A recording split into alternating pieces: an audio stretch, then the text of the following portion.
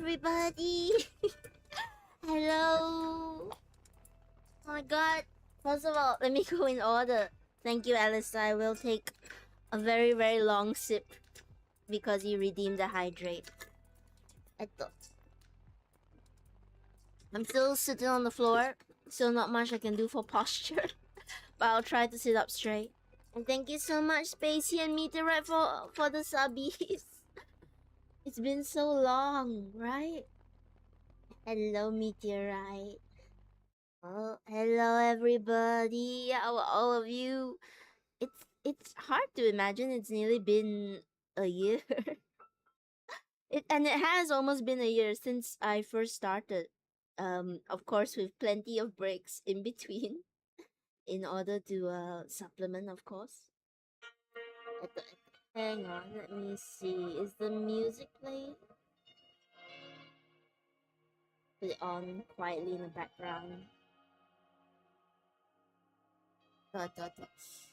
Like I said, every time I don't stream for a while, I lose all of my VTubing skills. I can't remember how to do anything. There we go. There we go. A little bit clearer now. I can see all of you. Finally, I can see all of you. Hello, how is everybody doing? It has been such a long time since we streamed on Monday, didn't we? And I can't see your messages because I accidentally scrolled too high up. Also, thank you so much for following. Hello, Tenny of the floor. What is your wisdom? Get a desk. Get a desk. Can you believe Tenny has a... Oh, when I make it big, Spacey, I promise I will. And you can hold me accountable to that. Because I would actually really like to pay mods and pay my editors. Because you guys are doing... I say you guys, right now it's just Spacey. Spacey and my other mods who don't come on. Hello, D-Square! I'm so happy to finally see you. How's everyone doing? It's been a long time since we've streamed on a Monday, isn't it? Monday for some of us, Sunday for others, Tuesday for the unlucky few. Or maybe the lucky. How was all of your weekends? I'm going to try and keep streaming on Monday. If I ever need a day off, Monday is always the day I take off. But I really like to get back into streaming regularly for you guys. I finally got around to watching Professor L's classes in full. And it's been really encouraging. And hearing him talk is really nice. For some reason, hearing him say that majority of you probably won't make it is encouraging. Because I feel like I've already gotten past the first hurdle. And I'm so happy to be here with you guys. But right, I'm supposed to be introducing myself. That's something I'm trying to do at the start of every stream. So hello everyone, it's Tene, your plushie making D&D loving board game enthusiast alien in the post-apocalypse. Here to bring you more art, more D&D stories, and trauma. Trauma from D&D stories. How are you, by the way, D-Square? It's been so long since I've seen you. Professor L? It's been a while since I've seen him. I saw one of his... I saw the live stream of his classes coming onto the front page of my YouTube. And I thought, okay, that's a sign. That's a sign. So I listened to him while sewing up some plushies. L, like the dude... Yes, in Death Note. So you all better behave. Or else I will pass Spacey the full Death Note. And he will... I don't know what he'll do. But all I'm saying is you better be nice to Spacey. You never know what he's going to do. Alright? But yeah, honestly, if you are a streamer or you are just wanting to get into the content game, Professor L, really good advice. Can you like this with a yaoi note? Well, like I said, you all better be nice to Spacey, or you never know what he's gonna do with that yaoi note. So if you are in a committed relationship, you better watch out. I'm not saying he's gonna make you cheat. I'm saying he's gonna make you fall in love and respectfully break up. to find that one true love elsewhere. Ito. Spacey wields immense power over here and over all the land. It's doomed Yaoi every. Oh no, not the doomed Yaoi. I can't read doomed Yaoi anymore because no, not that I read Yaoi, and if I do, I wouldn't tell you. But it's really sad. I don't like sad stories as much anymore. I love them in D&D. I love putting my players through the ringer in D&D, but I always like happy endings. I prefer if there are happy endings to things. But I can appreciate things for how doomed they are, as sad as it makes me. I don't know why every time I hear about BL, I miss Rise. She messaged me recently, and to expose Rise, to expose the shark. She's not very good at checking Discord messages. It's probably better if I just message her on a different app. I know she checks different apps, but stubbornly I've stuck to Discord. So every time she messages me, after a while she stops checking the messages. And I'm left on red. I've been ghosted by your favorite shark, Meteorite. She ghosts me. She's never around. The last message was a few days ago, and she never replied. I know. And she promised me Handy Manny Tools BL, and she has not delivered. So, anyway, the Google Doc on her is going to come out. I'm going to expose her. By the way, if I ever have to do a Google Doc on somebody, know that I have been replaced by a real alien or something. Because I'm promising myself I'm going to avoid drama as much as possible in life. I don't ever want to do a Google Doc. I just want to resolve things in private. And if it doesn't work out, that's fine. I'll just walk away. Where is RBL? Hashtag where is RBL, please? If she was around, I would say spam her with that. But she's not around. She's busy. She's busy living life, living a good life. But I can report back that she's doing very well. She's happy, and I guess that's all that matters. Car? She promised Handy Manny Tools BL after she wrote Thomas the Tank Engine BL. To give context for everyone who might be new here, Rise the Shark, my very good friend Rise the Shark, promised to write BL of Handy Manny and Bob the Builder Tools, but she has yet to deliver. And at this rate, I fear she might never deliver. And we will forever be left without our precious story. How terrible of her. Yeah, let me just plug everything in, make sure everything's functioning. Okay, everything's good. Everything's fine. Nothing's falling off the very, very small chair that I've turned into my desk. But yes, how is everybody doing? I have had a very busy week, and I'm sure you've all had as equally a busy week or as equally a terrible week. And what the fudge king of Fortnite random collab is this? She promised me after I made her plushie, she would give me Tools BL. But you know what? She hasn't delivered. And I'm upset. I'm upset that she hasn't delivered. How dare she? Okay. Here's a question I want to ask. Who out of all of you thinks that you have had a pretty bad week? Or a week that hasn't been the best? I guarantee you, as long as it's not life-changing, the event that we've gone through, I think I've had a tougher week. 10A Fortnite collab when I've never played Fortnite. I don't have the computer to play Fortnite. Do you want to see Fortnite at 10 FPS? We could go. Is a higher or lower ping bad?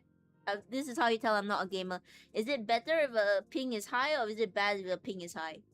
I think it's bad if it's high, right? If we wanted to play Fortnite, Fortnite clones on Roblox, Roblox, the clone of Roblox. I'll be honest though, I think even Roblox, it would crash my poor laptop. It's not made for that sort of thing. It was made to run Unity, and even then, it's not very good at it. 10 of the McDonald's Wi-Fi and the PowerPoint gameplay. Do you not remember when I played Peak. When I played Peak with Octoheji and Natomancer and Deja, do you not remember the abstract art that was on the computer at the time that you all saw? And how long it took for all things to load? Fortnite slideshow on 10. Join us for special footage of Fortnite plushies.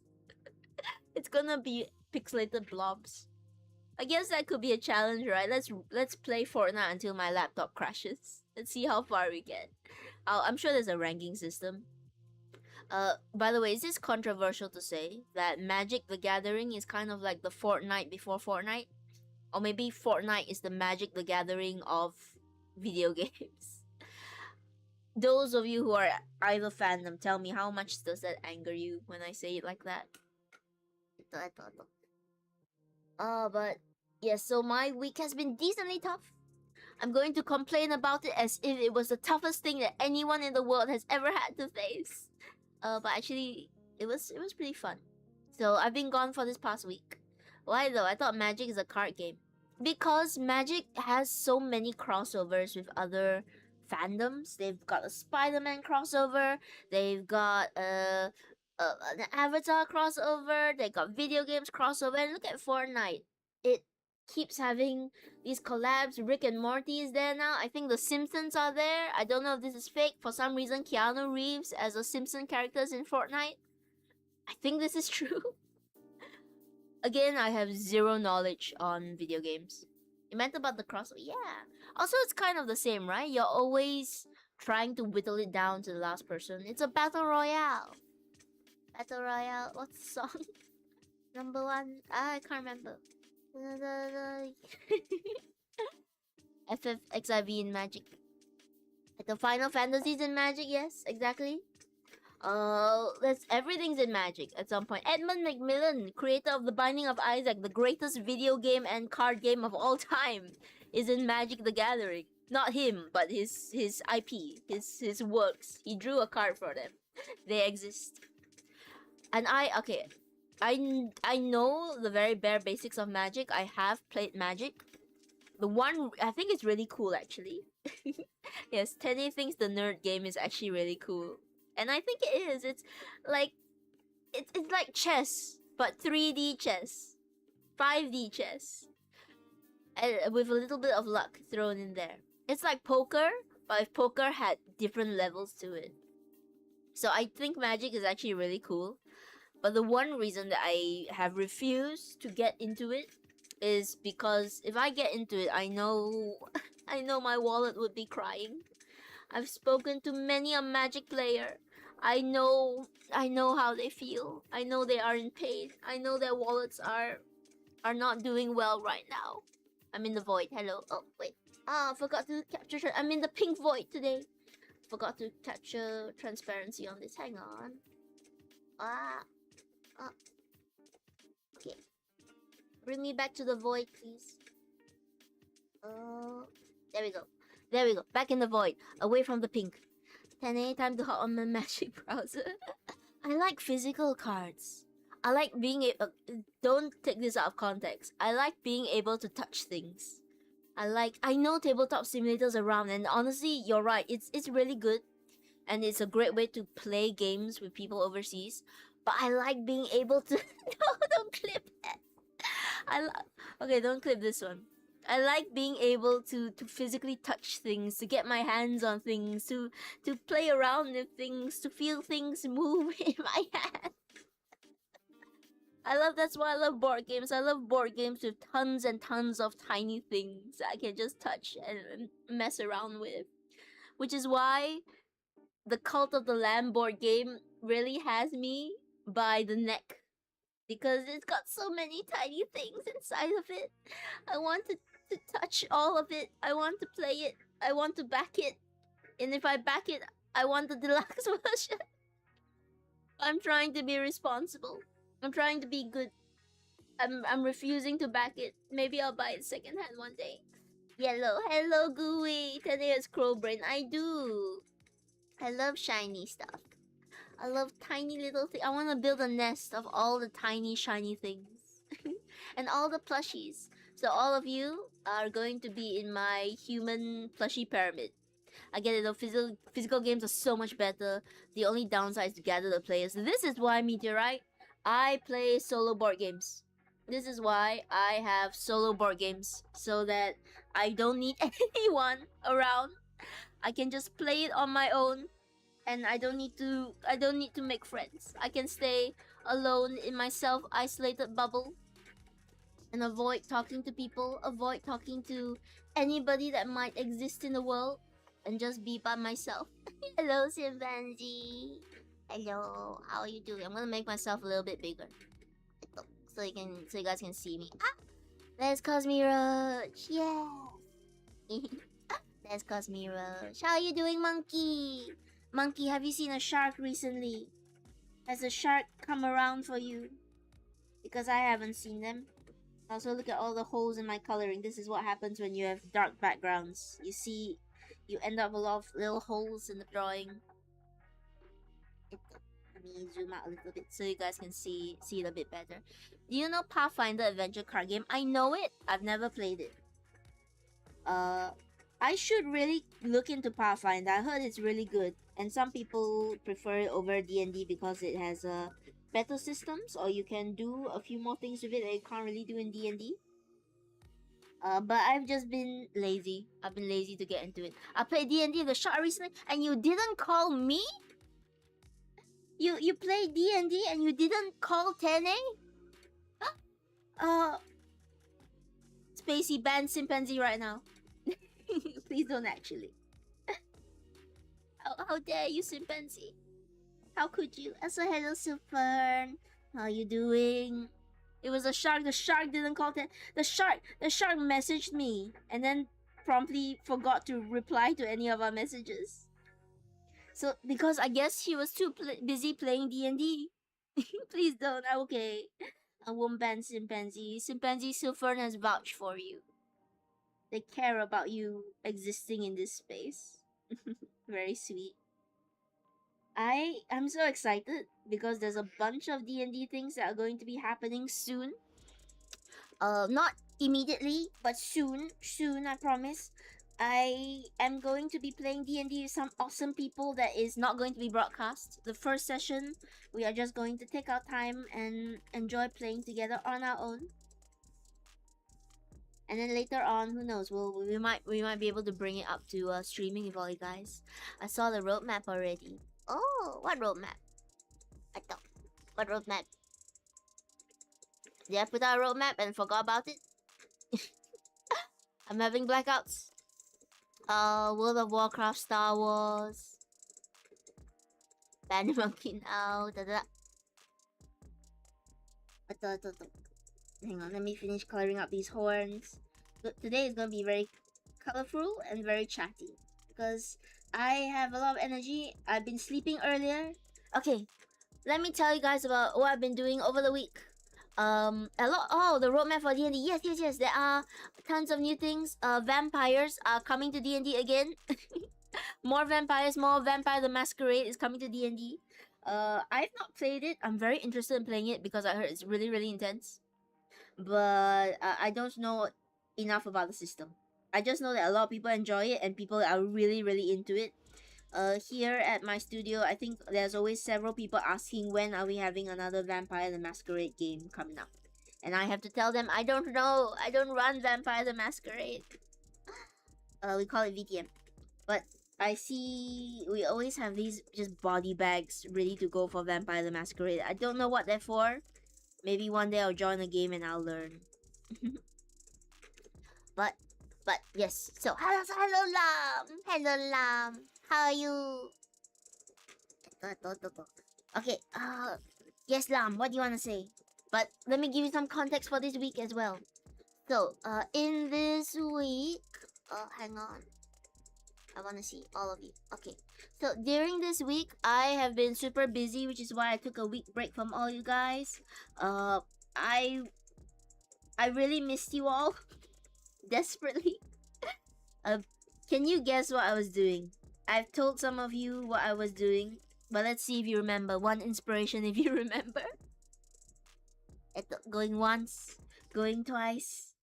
I was running a D&D program, of course, for kids. And they left us for a week. I'm sorry. I'm sorry I left you all for a week. I promise it'll never happen again unless the same program comes around, and maybe it might happen.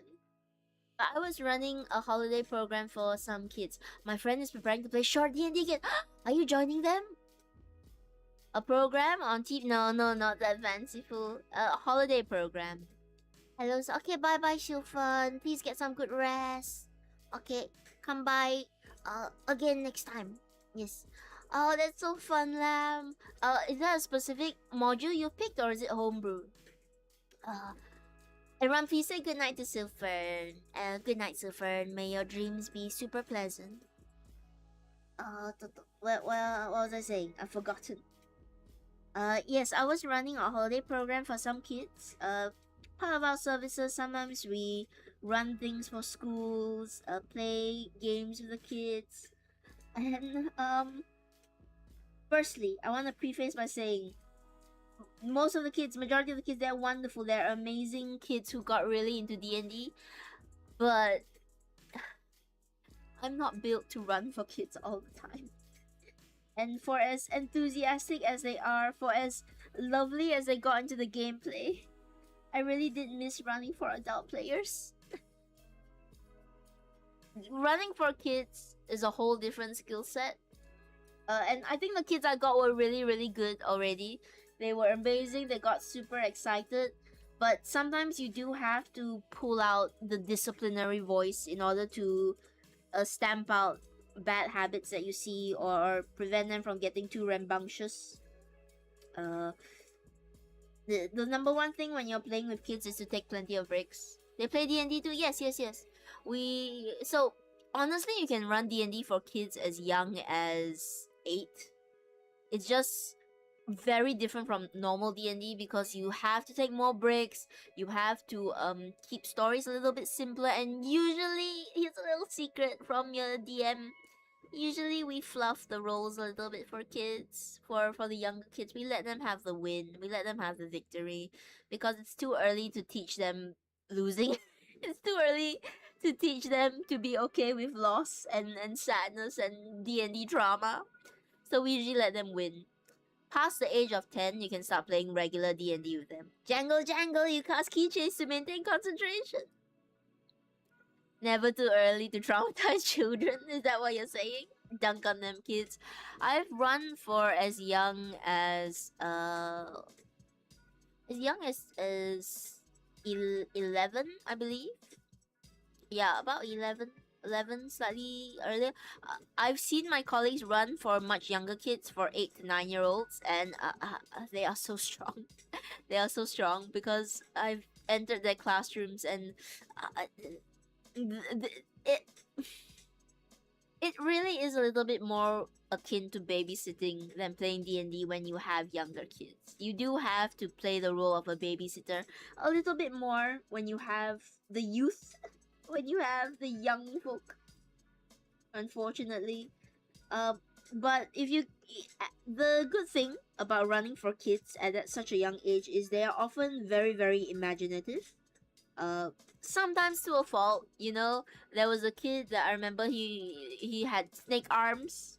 Somebody had watched Stranger Things, so they were the Stranger Things demon. They're very imaginative, and it can weirdly be a problem at times because you have to rein that imagination in just a little bit, so that you can focus on the story. I luckily got slightly older kids for the program, so I was able to just introduce them to D&D, and it was really fun, but really tiring. And when I got back to my regular tables full of adults, I was like, this is where I want to be. I can run for kids, but give me adult players any day. Not to say that adults also can't be somewhat rambunctious and need reining in, but generally most adults, you tell them like once, don't do this, and they listen. Kids, you often have to repeat yourself multiple times. On the bright side, I have managed to maintain a very early morning schedule. So I've woken up much earlier for the past few days at 6 a.m. just to make it on time for the kids. I don't know why the kids are up so early either. I don't know what they're doing. But early morning D&D was it's an experience. And it was super busy. And every time I was playing with the kids, don't tell the kids these, but I was really missing coming here and streaming with all you guys. And it really makes you feel old. How many of you have interacted with young kids? Do they not make you feel really old? Minecraft was their main game that they would default to when they weren't playing D&D. And when I've played Minecraft, I'm hip. I'm in with the crowd.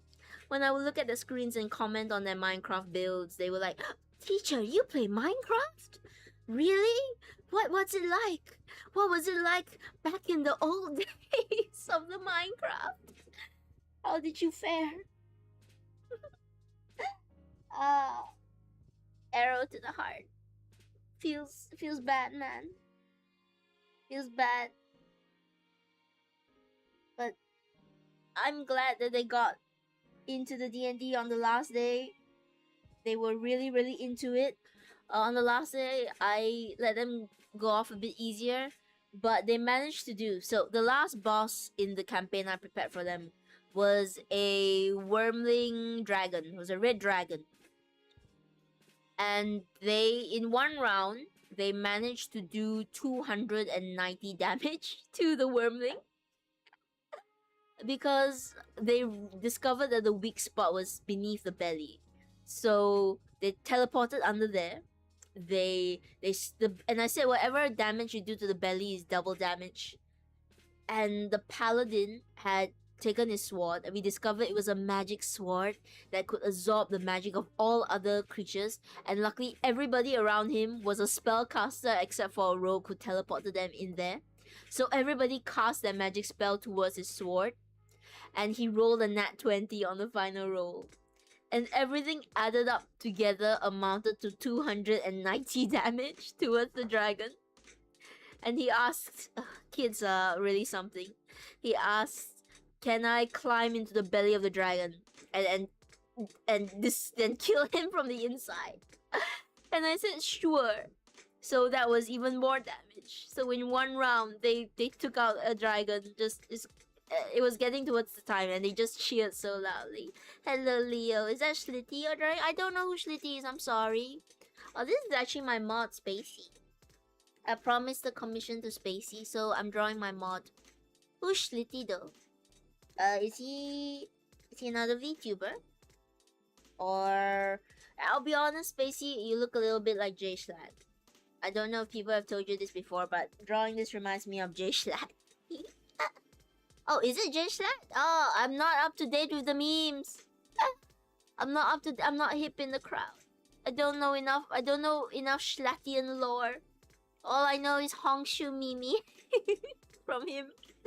Awi. I need more. Give me your knowledge. Tell me more about the Schlitty and the J Schlatt. But no, it's my mod. It's my mod, Spacey. Who has, if I might say, impeccable taste in horns. So we're coloring him today. We're just doing shading today, and then we're gonna do the background. I'm gonna hope to get both done. I don't know either. Well, you can get to know Spacey. Spacey, this is Leo. Leo, this is Spacey. I hope you guys have a good time together. Let's see. I should do the skin. No, wait. What am I doing? I should do the shadows. Yes. I'm trying to remember how to color. It's been super long since I've done coloring of any kind. But yes, Leo, do you love D&D? Please say yes. Please say that you absolutely adore D&D, because I'm gonna talk more about D&D. For those of you who don't know, D&D is Dungeons and Dragons. Please don't take it as dinner and dance, because let me tell you, there have been people that have come to my tables. They've been dragged there by their fellow friends, and they expect food and dancing because they just hear D&D and they think, oh, we're going to a reception hall, we're going to a banquet, and then they come to my table and they tell me, oh, I thought this was going to be a dinner event. And I just have to sit there like, I hope you ate beforehand, because I have no food to give you. Some GMs prepare meals, but I am not one of those GMs. I had a situationship with my DM and now I have no one to play with. Oh no! It always becomes so tricky when you know real life clashes into DM roleplay. I'm so sorry you gotta experience that. But to plug myself in, hello Nabe. To plug myself in, you will absolutely have no situationship with me as your DM. Because I am a professional DM on the side when I'm not doing whatever it is I'm doing right now. And one of the number one rules of being a professional DM is not to start situationships with your players. So you don't need to worry about that over here. We will never ever have a situationship together. You don't provide dinner in a show. Can anyone just join your party? So I usually run tables. I'm taking this as a serious question. I usually run tables. They come as a group. There are modules that allow you to just drop in and drop out. Like dungeon crawls. Dungeon crawls. There's no real story, so you can just come in and go as you please. For me, I prefer long campaigns or short campaigns. Then they don't provide dinner on the show. Not yet. I do have a colleague who was running Curse of Strahd, and in Curse of Strahd there's a dinner scene. Spoilers. So what he did was actually provide food for his players. Please don't expect that level of care from Tene. I can provide you a lot of things, but not food. He's an amazing DM. He's very very good at horror. I bet the food was really nice, but also the fright that he must have given them for during that session, because the dinner scene isn't. It is not meant to be very pleasant overall. It's meant to be a bit scary or a bit psychologically. You're waiting for the vampire to do something, sort of thing. But yes, he provided dinner, and everyone was very quite impressed with the amount of effort. If you give me food, you get a lifelong ally. Here's my trick, all right. Here's a trick that you can do if you're a DM or if you're a player, is that when you're running sessions, provide food if you're a player, not if you're a DM. If you're a DM, you tell your players, bring food to the table, please. Because here's the long and short of it. If you're not paying your DM, then they're putting in a lot of effort for free for you to make your campaign. The least you can do is bring them some food. And when you bring food, you're invested into the game, right? You spent your money on food to this game, you're coming to this game. If other people are spending money on food or they know there's food, they're more invested to come along. And the DM as well is like, okay, I'm getting at least a treat for my efforts. I'm gonna be more invested in making this campaign good. So, very, very simple trick. If you're running a campaign, get your players to bring food, to buy food, or to treat you to dinner. Number one way to bring everybody together. And I need to think about how to do the shadows. But that's just one DM trick. Honestly, today what I wanted to talk about in terms of D&D with all you guys is open discussion to anyone who's played D&D. Oh, those who have never played D&D before. What do you think about character death? Or TPKs. TPKs are total party kills. This is when an entire party is just wiped out in a single combat. It has happened before. It's happened so often that they've come up with a name for it. And TPKs can be brutal because that could really be the end of a campaign. A lot of people, once they have a TPK, they don't have the heart to continue on in the same campaign, which is perfectly fine. You know, it's a devastating thing to go through. But as GMs, you always make sure to make it as awesome as possible when you do TPK. I have this unorthodox version of D&D, my friend, where I quickly and badly draw all scenes characters in real time and just improvise. That's amazing! I love those. Have you ever watched the Yorks cast? They used to have a D&D stream where they had an artist that would draw scenes out as they talked. And I really loved that. It was really amazing. What you're doing is a little bit harder because you're role playing and drawing at the same time. But that sounds great. I love when people create artwork of their D&D characters or so on. Hang on. Let me just adjust this a bit. I'm gonna zoom in. Personally, I think TPKs can add a lot to the story if done right. I get bored of playing the same character. Fair. The reason I asked this is because I nearly had not a full TPK, but I nearly HPK'd some of the players. I nearly half party killed the players in my recent D&D session. What happened is that they split the party. These wonderful level 2s, they split the party. They went off to a different location. And they started combat in a different location without telling the previous players in the first location, who had to roleplay out not knowing where they are. So, first of all, they made it harder by luring a boss mob to them. Level 2 parties is crazy. Yeah, very crazy. So, first of all, they lured a boss mob over to where they are, a 5th level spellcaster. Alone in a room with a 5th level spellcaster. I had to look at my notes and I was like, do I make it easy on them? Do I make it feasible? What do I do? I've never totally killed a party before, so it would have been my first time, honestly. And I spoke to some of my fellow GMs. Hello, goodie. I spoke to some of my fellow GMs. I asked them, how would you handle this? Would you just be as brutal as possible? Would you go out of your way to, get them killed because consequences of their own actions? Or would you be lenient because it does really feel unfair, and I don't want it to feel as if it's completely unfair and that I don't want them to feel cheated, like them having their characters dead because of what happened. And the advice I got from most GMs is to this is the consequence of their actions. You can balance it a bit so it's a little bit more fair, and I balanced it a tad bit so it wouldn't be just immediate death for all of them. And they did give me a lot of advice on how to bring in the other party if I wanted to, how to handle it, and most of the advice is just, this is the story, play for the story and make it epic if they do end up dying. And one mechanic I introduced, which I'm quite proud of myself, is one of the characters in the other location was asking, is there any way I would have an instinct that they would have gone back to this location and might have been there? So I divided the table so that they couldn't see each other's characters.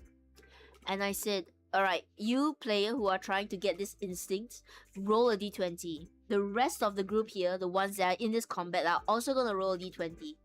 If any of the numbers match yours, you get an instinctive feeling and you realize where they might have gone. And it was so exciting to watch them be so tense over every dice roll. I let them repeat it every turn. Every turn, the sighs was like, oh, I didn't get it, or oh, I was so close. And then finally they got it. There was a cheer from the table and I felt really happy. But yeah, what I wanted to ask you guys is, how would you handle a TPK? What would you do as a GM if you were the person doing a DPK, or if you're a player? How would you feel about having your party completely wiped out? Would you feel devastated? Would you think like, oh, it's fine? Someone said actions have consequences. That's what makes life fun. You live with the decisions you make. That's D&D to a textbook. TPKs are total party kills when everybody is wiped in a single combat session. Everybody dies. Sometimes there are story reasons so that you don't die. Maybe you're captured instead and you have to figure it out. But most of the times, if you all die in a single session, that's considered the closest to a game over for that party. People usually create new characters, or they choose to play different campaigns because it is pretty devastating. I won't lie. It's not an easy thing to experience. We're doing combat focused characters, always keep a backup character. I guess combat players are more ready for it. There is less emotional attachment. It's more, what's my next build? For long tables, for roleplay tables, so for story tables, how would you feel about it? Because it's not impossible. It does happen. It unfortunately does happen from time to time. TPKs. I think, here's my opinion on it, and you can tell me whether you disagree. I feel like GMs. Yeah, it is spacey.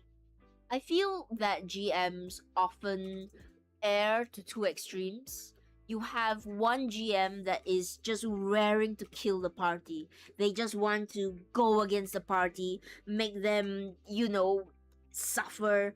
You're aiming for that total party kill on purpose. And then there are other GMs which are very afraid to do a total party kill because you're scared of scaring off your players, you're scared of making them feel upset, you're scared that they hate you for it or they hate the game. And it's difficult to find a balance in between because where you want to be is in between, right? You want to not be afraid of doing a total party kill if it comes down to it because that's how the story goes. But you never want to be purposefully aiming for a total party kill because then you're just malicious. You're being way too aggressive towards the players and you're not playing it for the story, you're playing it to beat the players. You're viewing it as a competitive game rather than a collaborative game, which is what D&D is. So it's very interesting because where do you find that balance? How do you find that balance of being a fair GM? How do you figure out what is going too far in achieving a kill versus what is a good way to, give them the win? Or make it so that it feels meaningful when they are having that kill. I was having that dilemma during my game where the party had split because what had happened is in D&D there's something called an instant death. If you are hit and after you go to 0, any remaining damage, if it's stronger or higher than your current health, that's instant death. Most GMs play with it. I don't know of any GMs that don't. I'm sure there are tables out there that don't have the instant death rule. But there was a character in the campaign who did have an instant death. And I'll be honest, I was sweating for them because I didn't really want them to die. And there was a moment in my mind like, do I fudge it? Do I just fake it? Do I say that actually you're fine, it's not instant death? Because there was an opportunity that I could have faked the numbers. I could have just said, oh, I saw it wrong. I saw these numbers wrongly. It's actually much lower.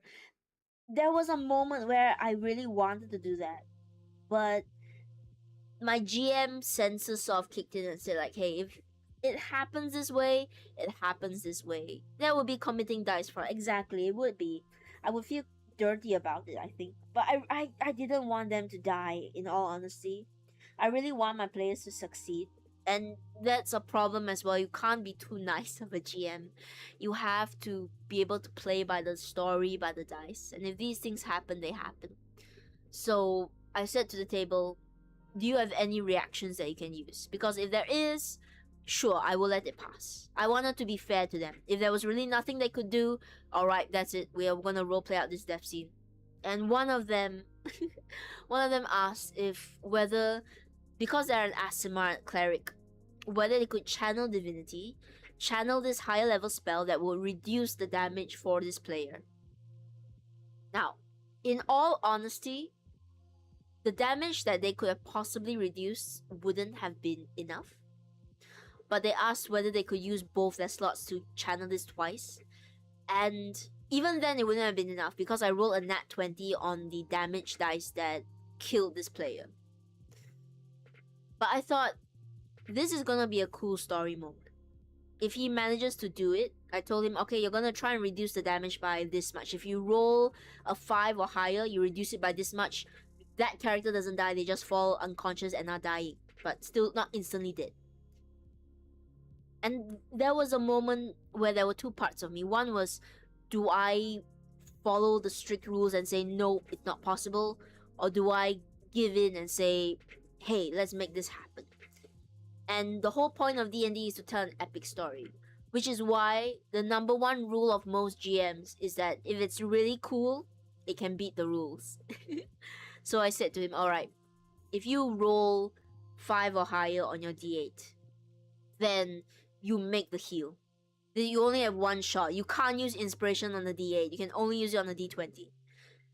And everybody at the table was holding their breath. Except this one guy who was a combat player. He was chill.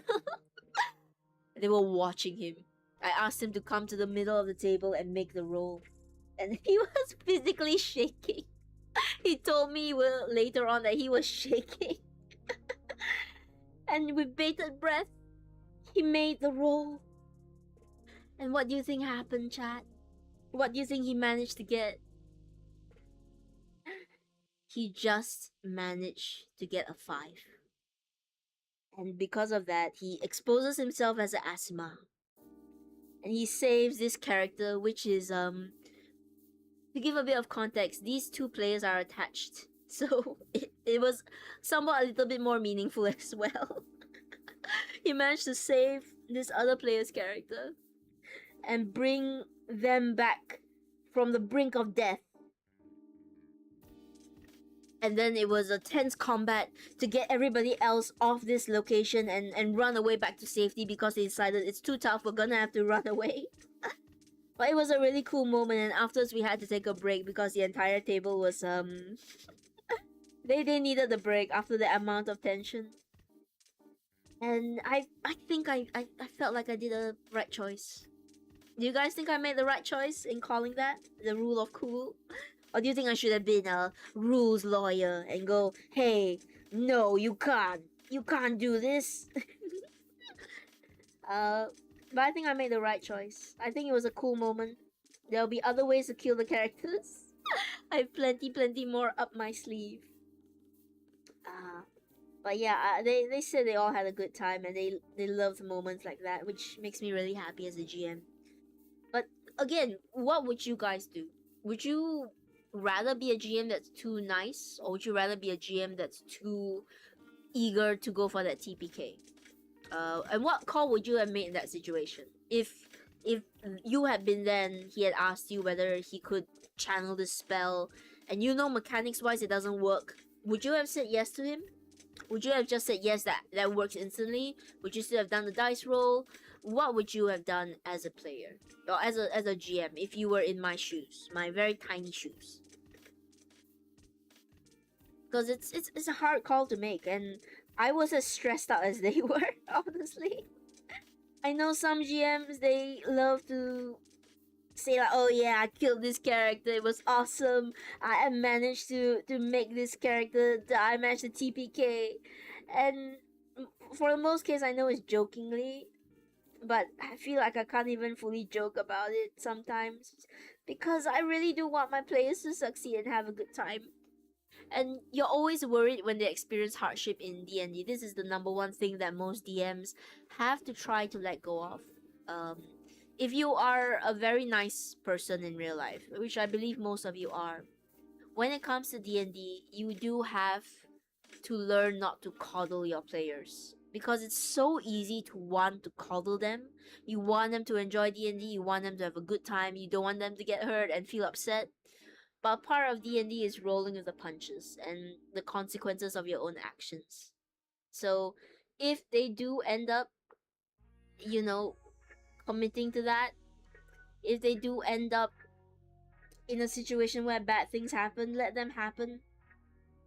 The adversity will make them stronger. It will give them reason to fight for good endings or fight for their own victories a little bit more. And of course, if things are upsetting your players, do let them talk to you. Do tell them that they can always talk to you. But yeah, that was such a stressful moment. And it just gets me wondering what other GMs would have done. Would they have made the same call I did? I don't think there's a right or wrong answer, but there is an answer that probably makes for good D&D. That probably brings the table together. That could have been an epic death. It could have been an epic way to go out so early on, so young in their career. And it could have given a reason for the rest of the squad to, come in with more of a vengeance. Try and fight for the character who didn't make it all the way to the end. But it's a tricky line to follow. And even today, I don't really know whether that was the right call to make. But yeah, would you guys TPK your entire party to give it a chance?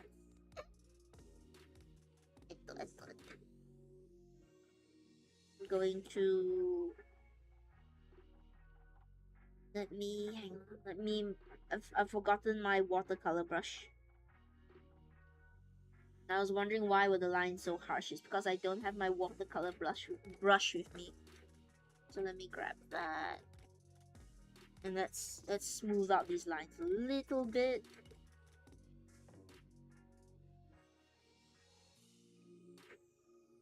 Just a little bit. Watercolor brush is really good for art. It's hello, Freaky. Hi, Freaky. Are you gonna bed soon? How many of you guys are still awake? Are you guys doing okay? It's Danny. It's me. I was just talking about how I nearly TPK'd my party. And what good fun it was. And actually, I do have a question to ask you about D&D, Freaky, that I've asked everyone. I fell asleep while a freak mentioned. I've got Spacey as well. Little question, but yeah, about TPKs and... Oops. Uh-oh. I think somebody's at my door. Hang on. I'll be back in a moment. You guys hang tight for a little moment, alright? I'll be back. I'll be back in just a second. Okay?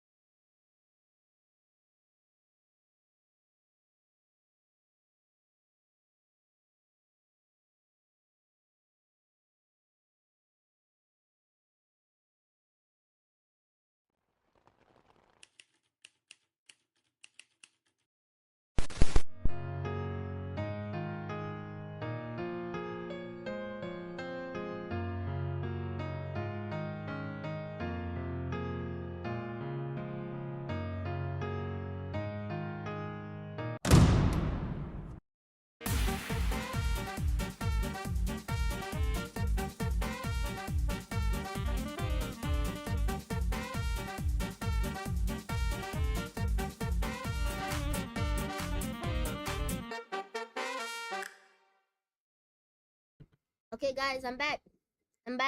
There's just a little something at my door. Okay, we're back. Hello, everyone. Hmm? What? Oh, my music stopped. What? What's wrong, guys? Loud. What's wrong, guys? What happened? What was the win? Did something happen?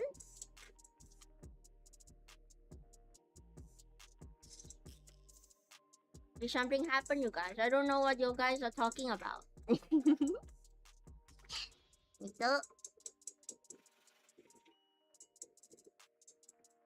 What surprise? I have no idea what you guys are talking about at all. Ito. But if there was something, you know, it's gonna be my anniversary soon on the 16th of August. I don't know if I've got anything planned for that day, but it'd be nice to plan something, I think.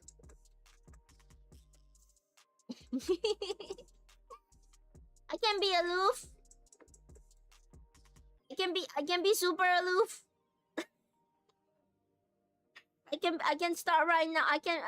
I'll never, maybe I'll finally put a ring on our fingers so that I don't get cursed to be alone for the next 4 years like the fortune teller said. Is that right?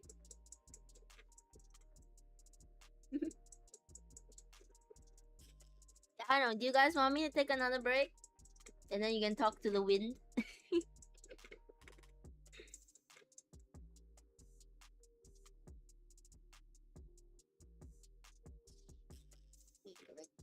I'll do a little bit of shading here.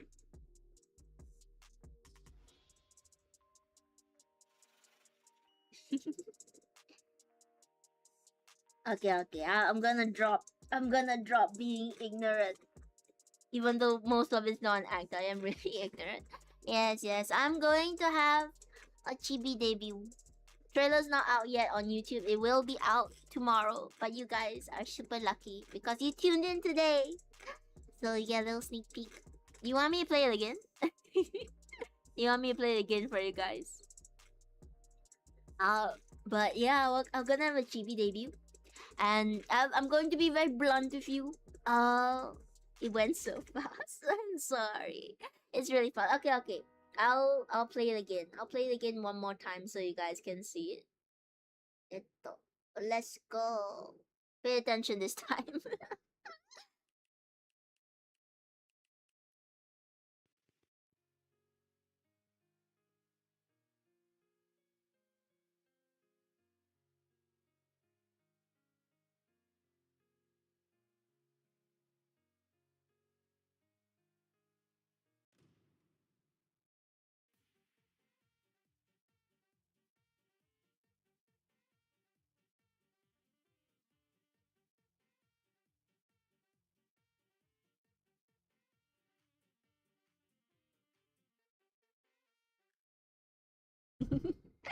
How did you guys like it?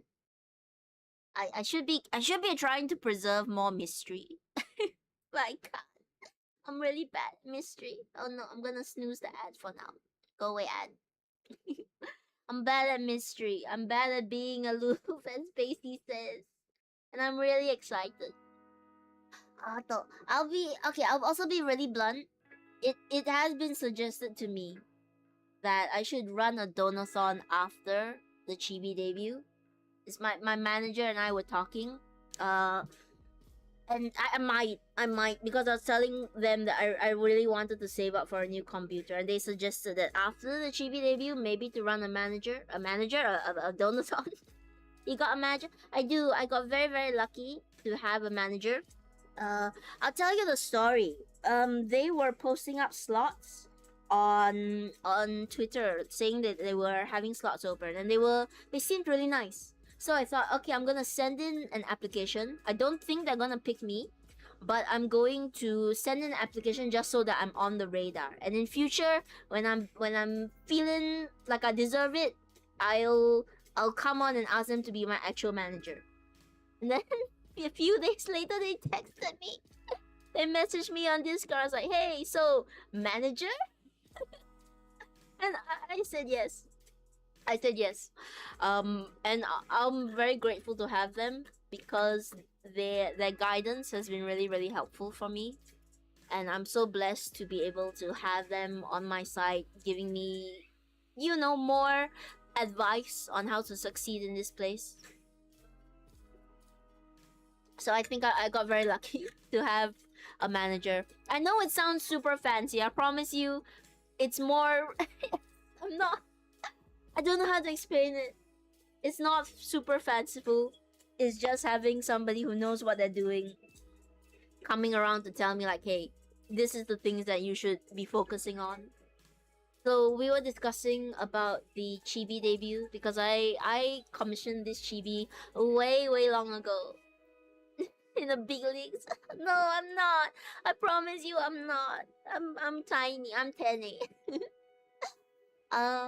And they said after the chibi debut, you should run a donathon just because that would be an optimal time. So I wanted to tell you guys in advance just so you wouldn't be surprised by it all the way. I don't know. I always still feel strange running things like subathons and donathons. I've only done one subathon, and that was amazing. I'm so happy for all you guys. To receive all you guys' support. I'm happy for you as well that you got to experience the subathon, as scuffed as it was. But yeah, I didn't want to spring it on you guys suddenly. So I'm telling you now, it's not a surprise if it happens that after the chibi debut, there probably will be a donathon happening because I'm trying to raise funds to afford a streaming setup so that we can have less scuff streams and I can play games with you guys. I can play Fortnite with you all. I can play Roblox and Fortnite and Tabletop Simulator. And we don't need to worry about crashes happening. I can play Peak with people and they won't crash. I'm so worried about the DND streams because I worry they will crash halfway. And I thought I could put off getting a better laptop for a while, and work small.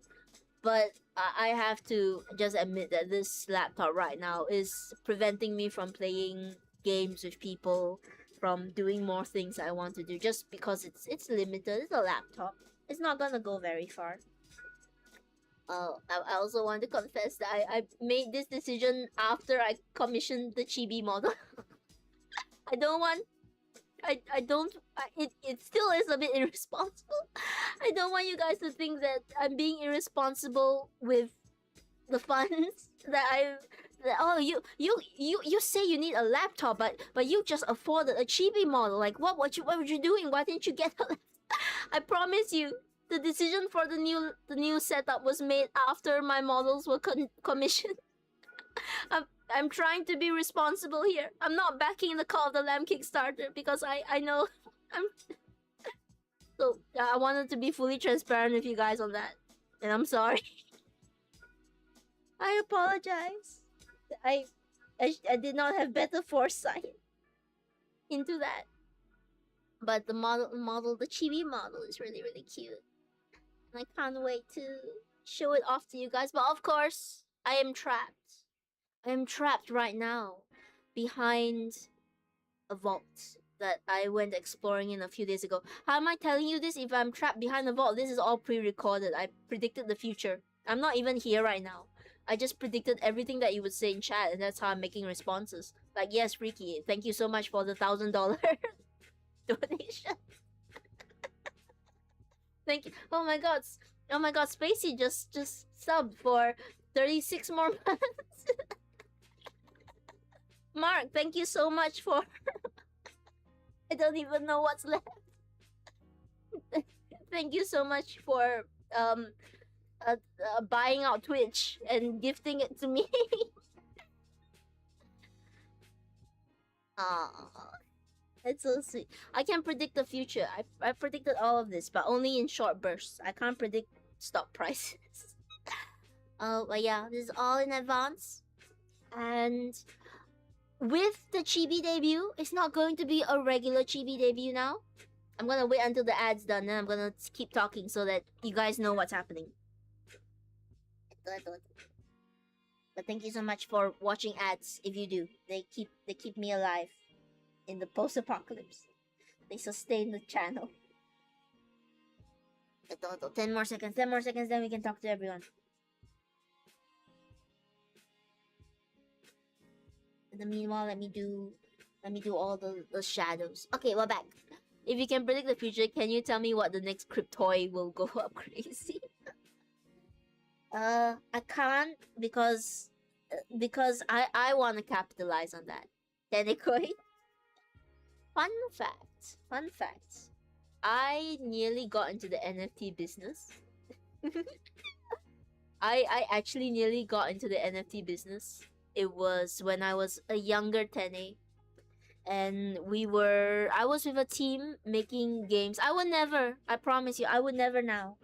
There was a time where for a moment it was tempting and I had to battle my morals because there was it was a time where I was a bit more desperate. What it was is that I was part of this gaming team and we were trying to get into the industry.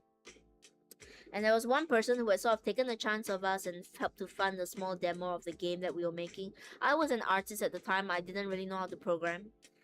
And after the game sort of had a small demo, they asked us whether we would want to come aboard their NFT project, their Web3 project, which was making use of NFTs.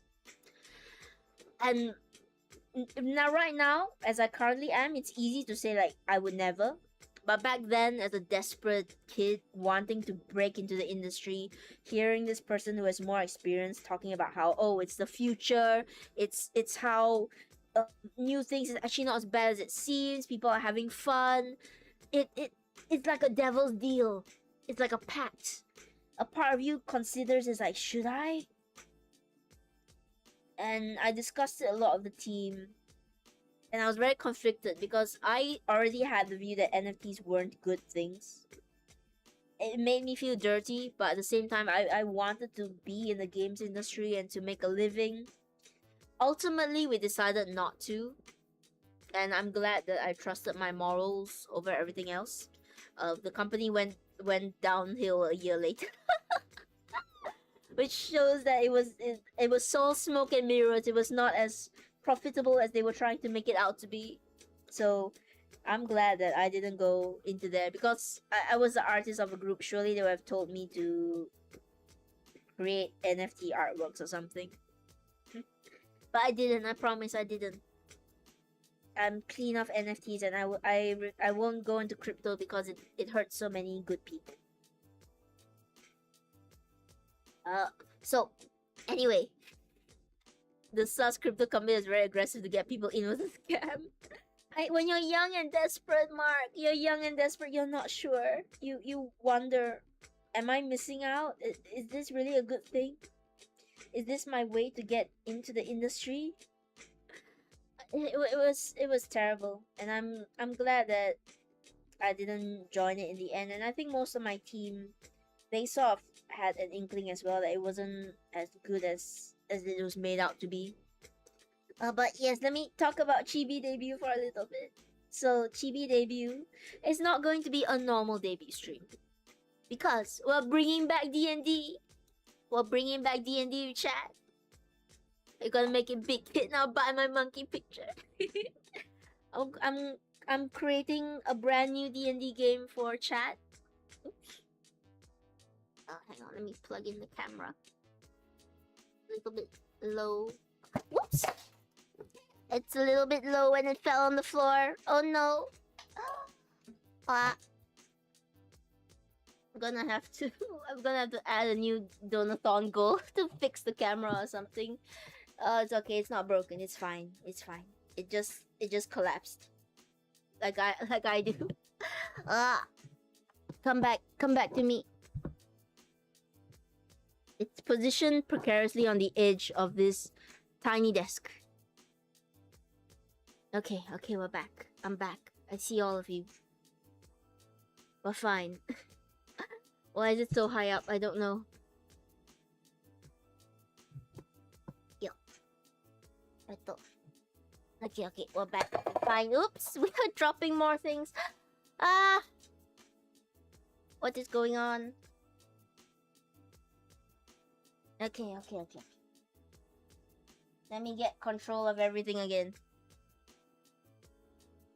Okay, we're back. We're fine. We're alright. I didn't drop the laptop yet. We're fine. The laptop is more secure than all the other artifacts that are on my desk right now. We're fine. We're good. So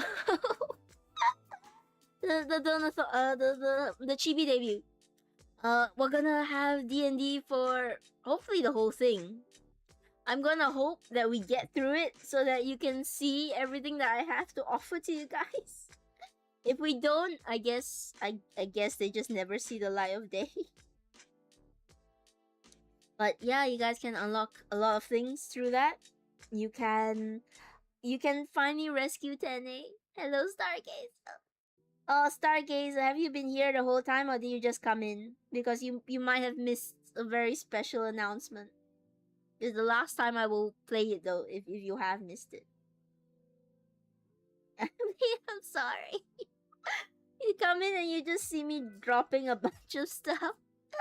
You just came in. Good night, Spacey. Stargazer, do you want to see a secret?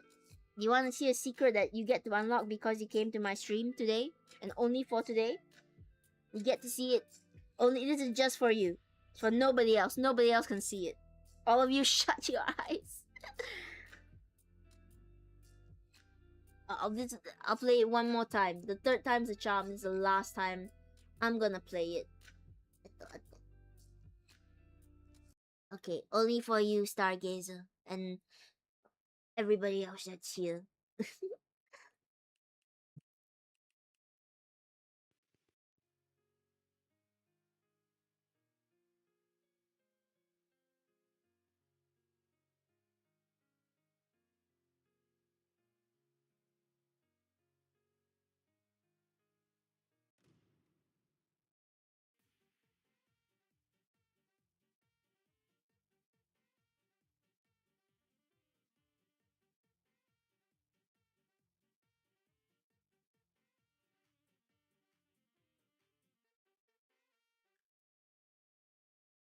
Okay. Only for you, Stargazer. Where's my art? Yes, I will put it on YouTube. It will be coming out in hang on, 5 hours, 6 hours time. Yeah, six hours time. Wait, no. Yeah, yes, yeah, six. I've calculated it correct. It will come out in 6 hours time, but because all of you are here for my stream today, you get it super early. You get to see it super early. It's not out on YouTube yet, but it will be, so you can rewatch it to your heart's content. Oh yes, I'm bringing back DND. It's back. Please come and play with me, so that we can unlock me. If we can't unlock me, I guess it just doesn't exist. No more chibis. Aww.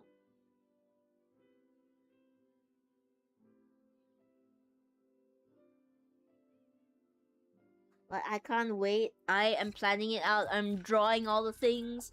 I am bringing back a ton of different things that we've done before, and I'm getting all of it prepared for everyone. And it should be solvable. I haven't been able to test it out yet. Can I just buy the battle pass and unlock Tene by default? Yes, remember to like and subscribe to the YouTube. It will come out in 6 hours time from now. And right now, uh, I will probably host a donathon after the Chibi debut as well. So I'm still planning that out and seeing what's gonna happen for that. I will announce it during the stream. But there are a ton of surprises. There are a ton of surprise things that you guys still don't know about. And you can, when the video's out, you can pause and look through it, see if you see any little hints. But there are a lot of things that I have planned in that stream. It's not just gonna be chibi. That you guys can find out as long as you play through the game. You get through everything. And I so cringe. It's so cringe to say. I can't wait to be extra cute for you guys. It is. It is a extremely well done chibi. Bye bye, Stargaze. I'll see you in a bit then. It is an extremely well done chibi, and the artist really went above and beyond. I can't wait to shout them out for you as well. I won't shout them out now because they might have it listed somewhere on their socials. I said they could. So I don't want to spoil anybody just yet. Only strangers will see it and wonder what the heck is this?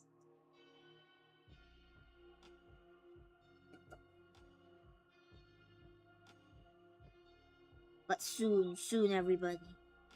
Put it down in your calendars. That's 16 August, 12 p.m. ES, 12 p.m., 12 a.m. It's early. I set it earlier in the day so that more of you could come in, because I know most of you, by this time it's your bedtime. Like Freaky, I know you're meant to be sleeping now. You should go and sleep, go and take care, go and rest. But I really wanted to see all of you. I wanted to play D&D with all of you once more. So I set it up earlier in the day. I'm still preparing everything. I still need to draw everything for you guys. Of course, no pressure. No pressure if you can't make it. Please do what you need to do in life. But I would be really happy to see all of you there. And I just can't wait. I'm so excited. I was shaking for today because I didn't know how it would go. I was really afraid that I would accidentally play the video when I shouldn't. Good night, Freaky. Thank you so much. Go and get some good rest. Go and take care of yourself. And I can't wait to play more D&D with you as well. So I kind of don't know what to do now. I feel like I don't know what to say after all of that. It's big. I'm excited. And I hope that this sort of starts a bit of a new chapter as well. For all of us. I have been wanting to bring back D&D to the channel for so long. And there's so many things that have happened that have prevented me from doing it. Breaks and things not being up to date and all of that. But I'm going to just, push through adversity, push through when the times are hard. I want to bring it back, so I'm bringing it back. Scuffed as it might be. We're gonna play D&D, you and me, and we're gonna try our best. Alright? And if the best isn't enough, we'll just make a new character after the total party kill.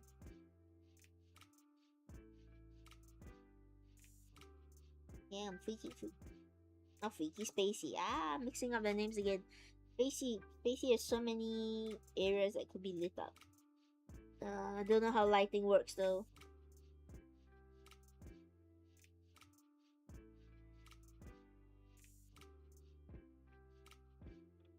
I think the nose would be a little bit more in shadow because it's further away. Oops. But what are you guys most excited for in D&D? With 10A again, of course. With us playing together. I have been missing playing with you guys. You guys are awesome at D&D, you know, when you're not licking everything.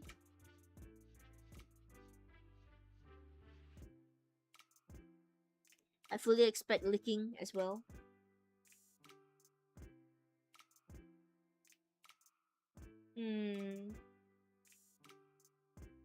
Trying not to think too hard about where all these shadows should go.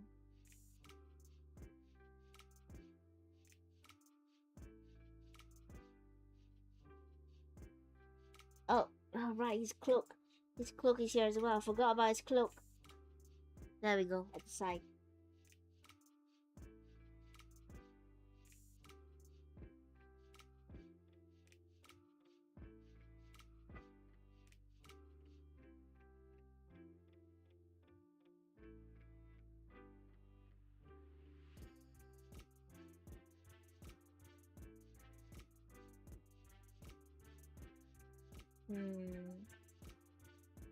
Maybe like this? Touch a bit more of the cheekbone.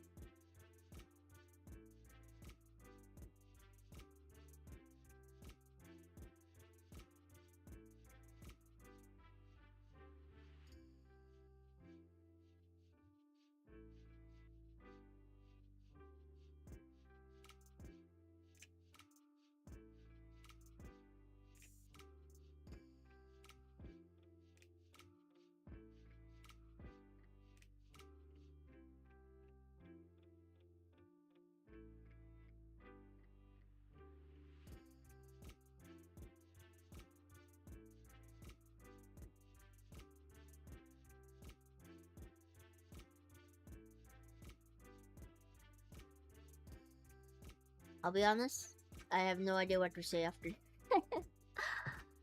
I'm kind of sitting here in shock. That we're here to where I'm announcing it to you guys. Let me drink some water.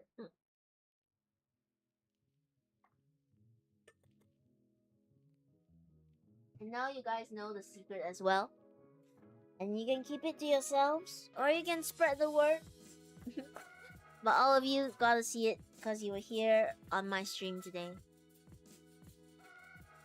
And I'm so nervous about what's gonna happen. I hope it all goes well. Whew. There's still a ton of things as well that I want to get back to you guys with, like movie nights. We still gotta make that happen. Movie nights. I want to play rage games. I want to play a horror game because we got that in our last subathon. I gotta make all of that happen for you guys, and thank you so much for being so patient with me. It's probably not easy having to always be patient, and I want to get things done faster as well, so that I can do more things, so that I can play more games with you guys, so that I can just immerse myself in this world totally and completely. Like I said, I recently saw Professor L's video about how to, I think it's called How to Surpass 90% of Streamers. And the thing he talked about the most was how more people are gonna fail than succeed. And that makes him feel a little bit more trustworthy, because he knows that odds are not everyone's gonna make it, and that's just life. And he asked this very important question. He asked, "Would you be okay if you did this and just made like 4K a month or something at most?"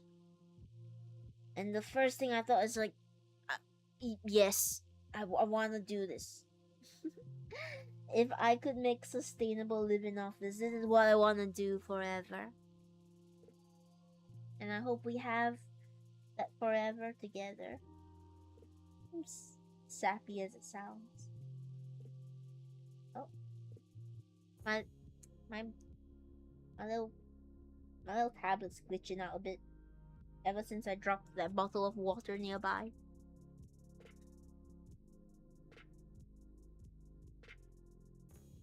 Oh, I do have one thing to confess to you guys. Oh, that I nearly forgot, but I thought I should tell you guys. Let me drink some water. So, I was incredibly busy over this week running the children's games, running my own usual games, and this is going to sound worse than it actually is. So don't be worried, because it does sound worse than what I actually think it happened. I nearly fainted during one of my games. It was my horror game as well, which was not very good. I forgot to eat. I forgot to eat dinner for that day.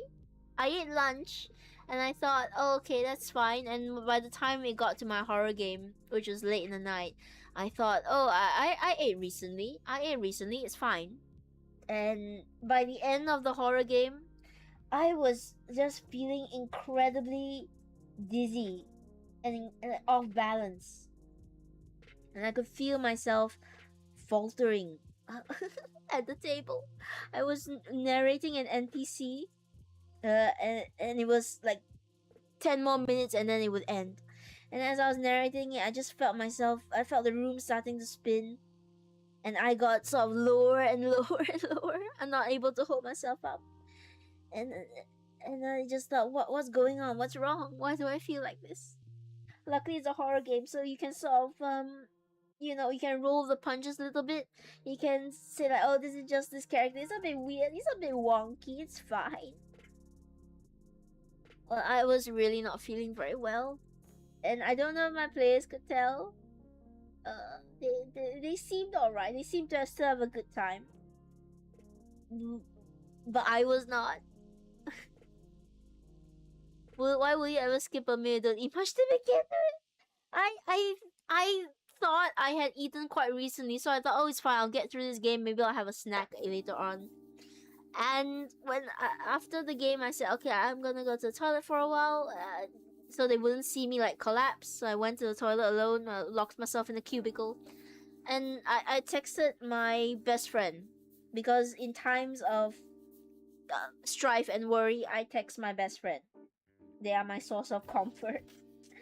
And I said to them, hey, I feel really dizzy right now. I don't know what's going on. I don't know why I feel so just absolutely dizzy and not well. They asked me what time I ate. So I scrolled back to the last message that I remembered sending them by the time I was eating. And I thought I had eaten recently. I thought it was only a few hours ago that I eaten. My game was at around 7. I checked the clock back. It turns out my last meal was at 2 o'clock. And for some reason, I just thought, oh, I ate recently. I ate recently. I don't need food. And then that just explained everything, which is, yeah, I forgot to eat. And because my stomach is so incredibly sensitive and just bad to begin with, not even bad to a point where it's a medical thing. It's not like, oh, you have this disorder, so you gotta watch out. No, it's just bad to an intensely regular amount.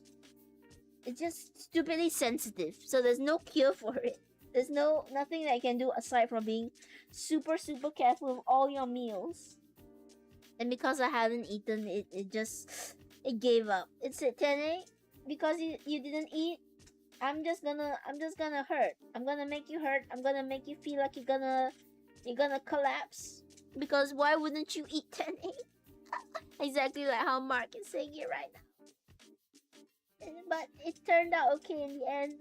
Luckily, I did have somebody who was a fellow game master at the table, and they offered to pack up really nicely.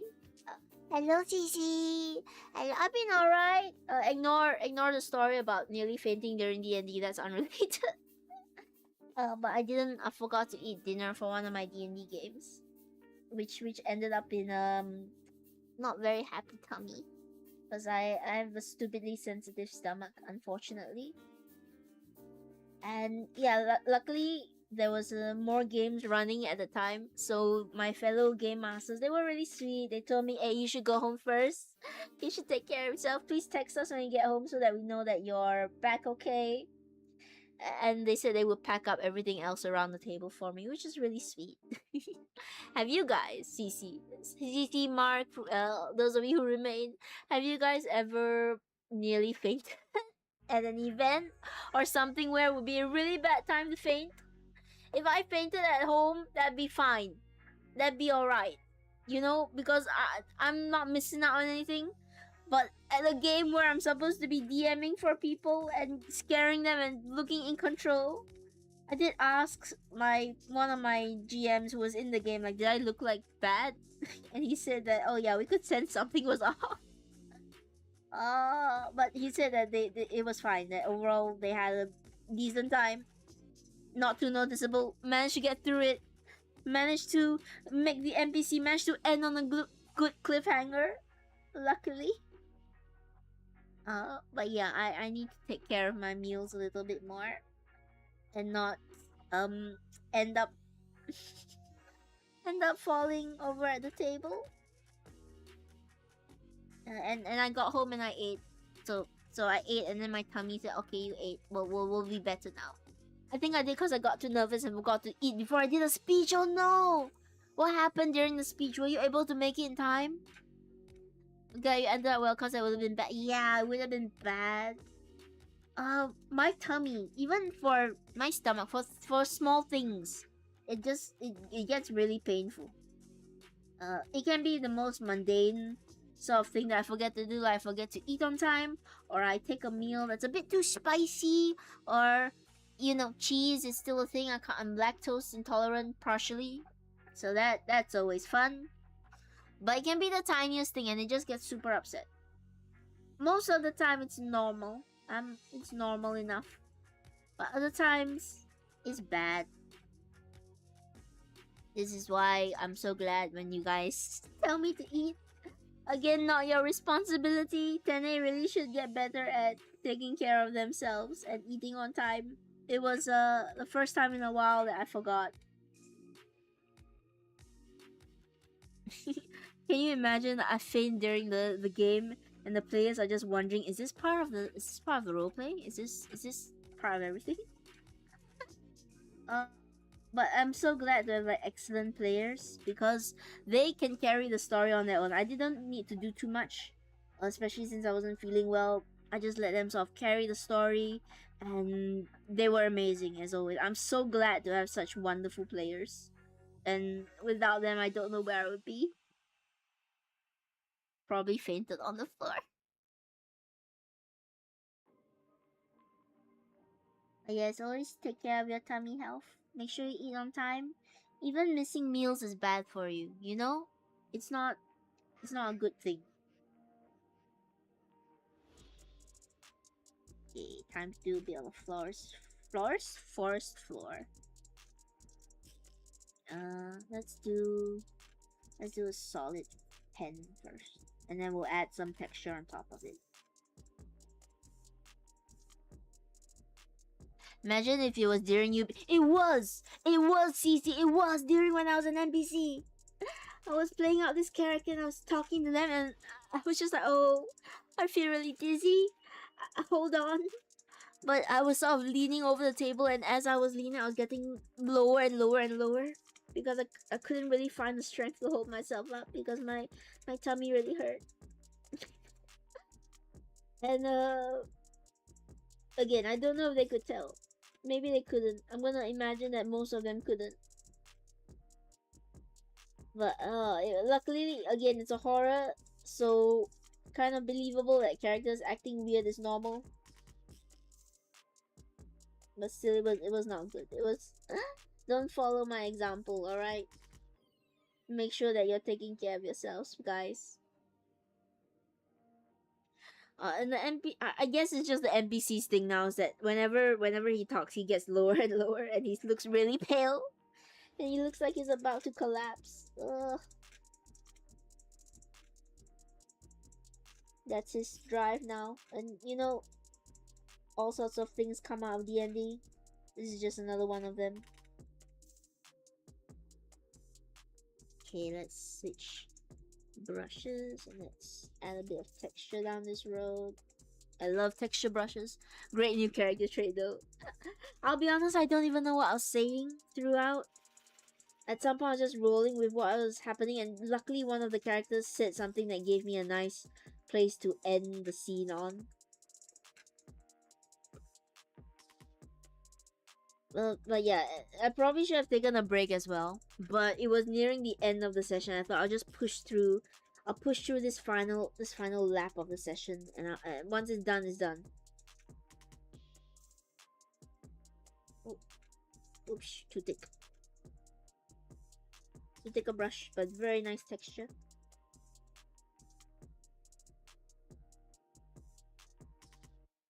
Okay.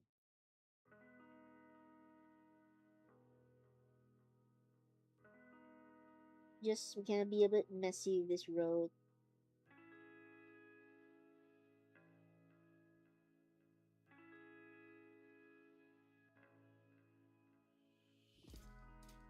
Are you allowed food and drink at the D&D table? Yeah, for my tables you can. As long as you follow, you know, the usual rules. Don't litter, don't mess things around. I think it's fine to allow food at D&D tables as long as you follow the, yeah, just don't be a jerk. Don't litter, don't leave things behind. If you're concerned, you can always tell them bring chopsticks so that they can pick up finger foods. Or just bring foods that aren't too messy. That's also a way to do it. Oops. Far too light. Need darker trees.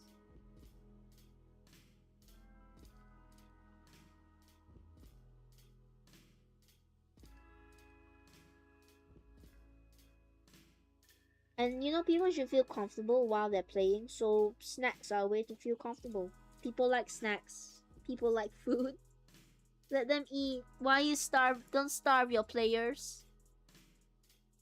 Of course, depends on the location as well. If you somehow have booked a place that doesn't allow food and drink, then act accordingly. I think most places should be fine. If you're going there for leisure and relaxing, then most places, I'm losing the ability to talk. Most places should allow you to, you know, not starve and not dehydrate. I will say maybe avoid strong smelling foods, just so that you don't distract from the game too much. Or you know, don't bring like Swedish. What's that fish? What's that fish that's really hard to eat that has an intense smell? The fermented fish. Don't bring that into the game area. You're gonna have more problems. People are going to want to leave for good reason. But food and drink are always a great way to bring people together at the table, so please don't discount it.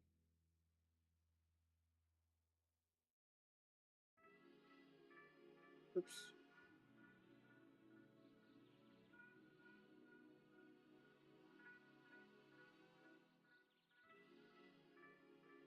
Not going too intense. Surströmming. That's the one. The fish that is just heavily, very very smelly, stinky. It's stinky. I have never smelt it. I've never been around it. If I was a stronger VTuber, I said like, oh, let's hit a thousand followers and now try on stream. I'm not. I'm sorry. I'm weak. My tummy gets upset at skipping a singular meal for the day. Do you think you can handle such strumming? VTuber dies live on on on stream. But I can't eat durian. Durian's fine. I grew up around durian, so I'm used to it. I've seen people react very strongly to it. I don't get that. Just because, yeah, I've grown around it. I've grown up around it my whole life. So to me, it doesn't really do anything. Where are my tree brushes? What can I use for the leaves? Sure, I have a leaf brush in here somewhere. I have a petal brush. Sibling, flags, leather, sunflowers, vines. Not vines. I have ivy. Kind of works. No, well,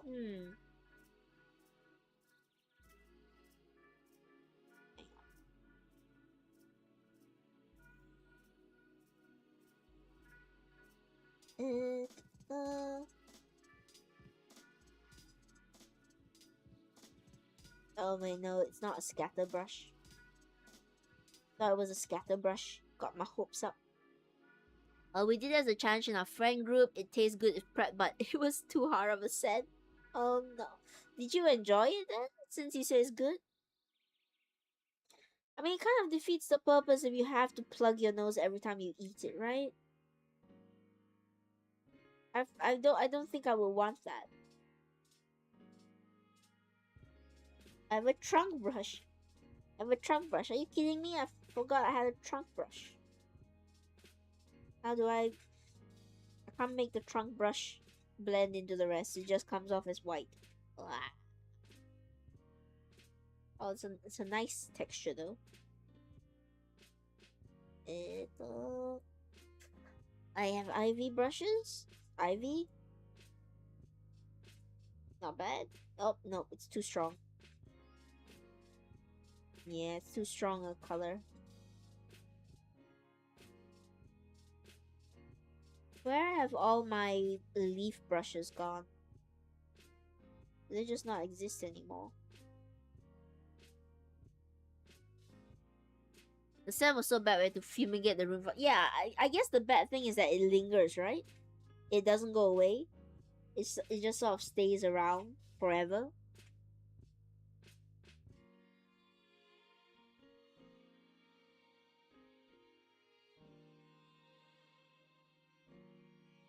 Also, look at that color difference over here. Let me scroll up. It's the same color, but because it's against a different background, it looks way lighter, I think.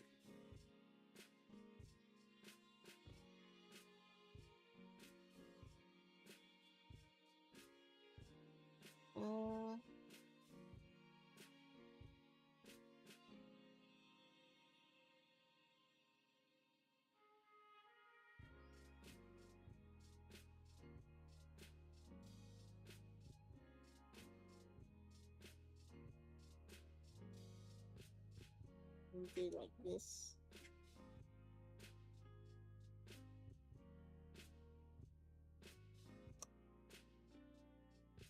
Sorry, I'm concentrating just a little bit.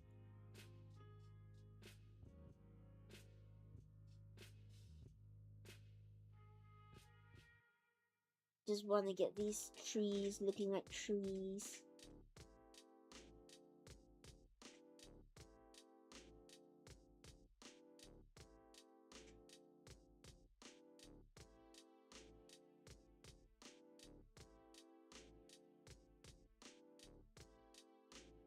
Okay, and then what we're going to do is we're going to do a multiply layer. If it would please let me change it to a multiply layer. What's going on?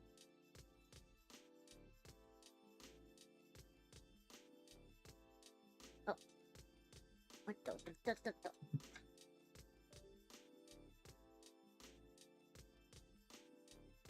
Why is it not letting me change it to a multiply layer? I'm gonna have to get my mouse over here.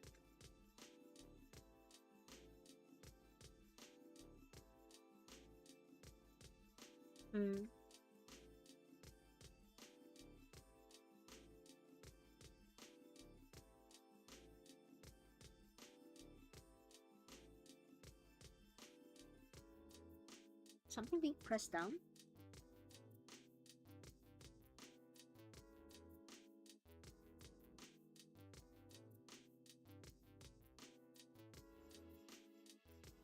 Never mind, let's try this. Oh, that's not what I want.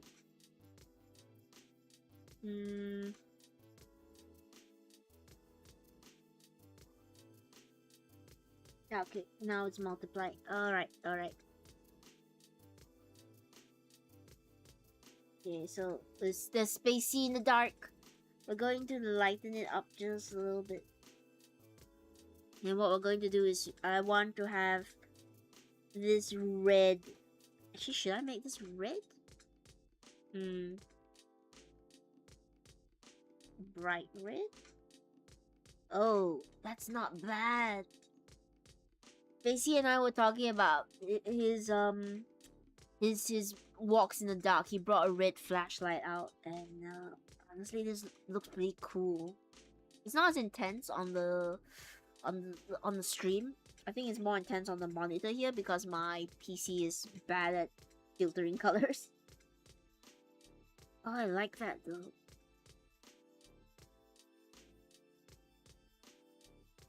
Let me see, how do I...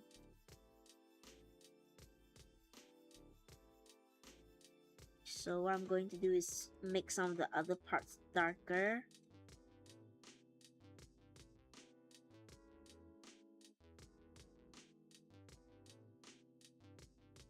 Right, because it's meant to be kind of like a flashlight.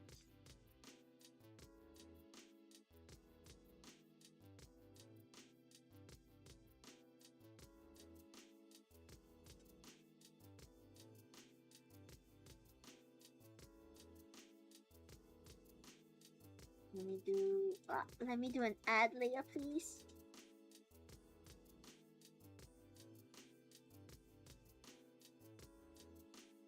Hang on, let me try bringing it over to my other monitor and seeing why is it not letting me change the layers.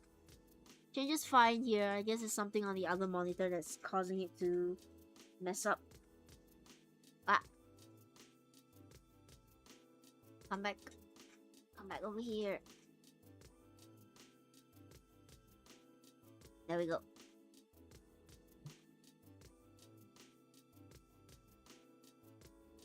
Alright, and we're gonna have this off flashlit area here. I'm gonna make it not as intense as possible. Just have it catch on the road and everything. A little bit on his suit jacket. I don't know if this is like being translated clearly, if the trees look too dark.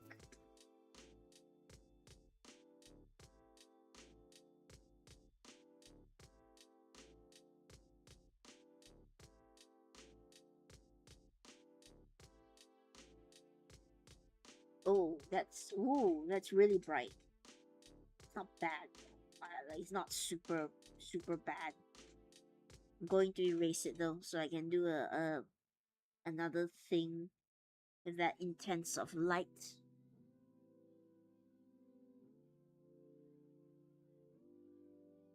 Let me get my mix brush back. It's been a while since I've drawn, honestly.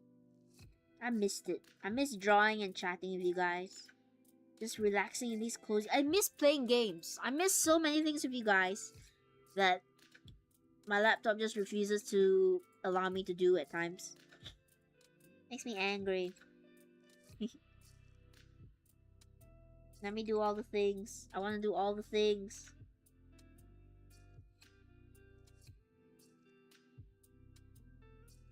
Okay.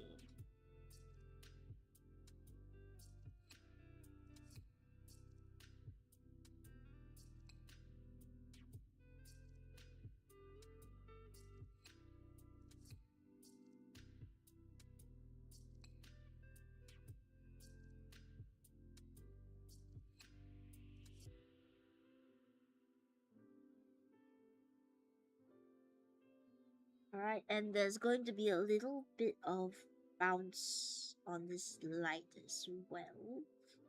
So it's going to reflect a little bit on his forehead, a little bit in his eyes. There's going to be some bounce there as well.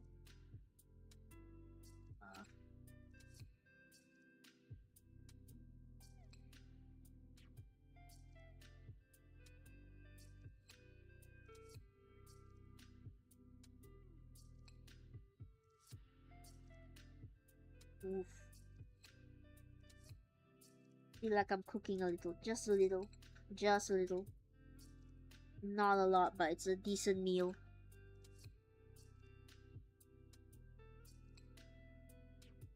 Alright, I know some light is gonna bounce off this horn as well.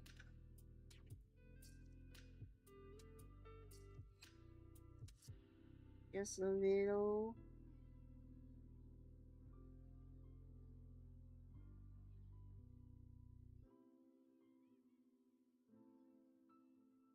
And actually, what if I made his entire outline red? What would that look like? Let's try it. Oh, not that great. Maybe a darker red.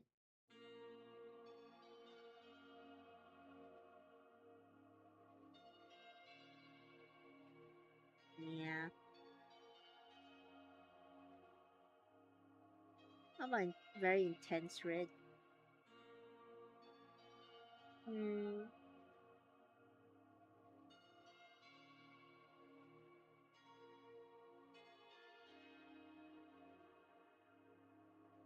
Is bro facing a blood moon? Maybe.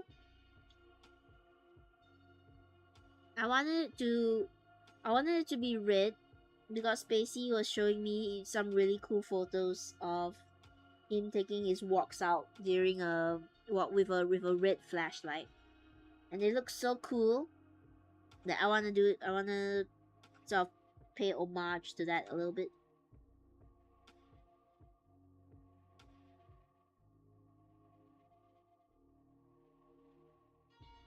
So he is a goat under the red light. Just a little bit of bounce, a little bit there. Because here there's a lot. A little bit on his jacket as well, reflected from his face. Alright, and then we can do the more intense lines.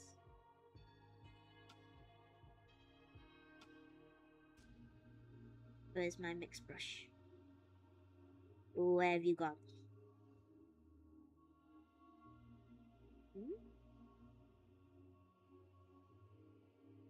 Should really sort my brushes better. Okay. So let's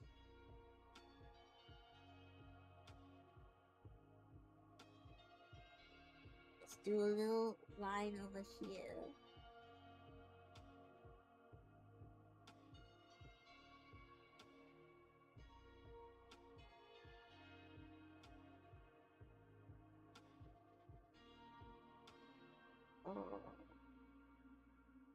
I don't want to brag too much, chat, but does this not like, okay, you can't really see it because it's behind you, but I like these lines. I like these lines that I'm doing right now.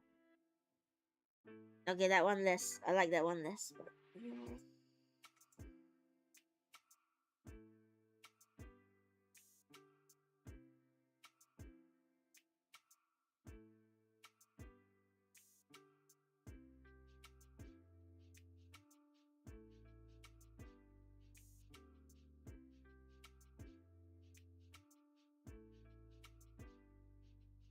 Less intense on the hair.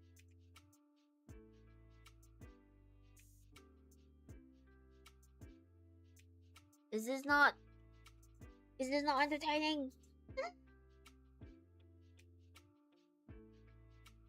Little red devil. And his hair will just sort of flake it off a little bit.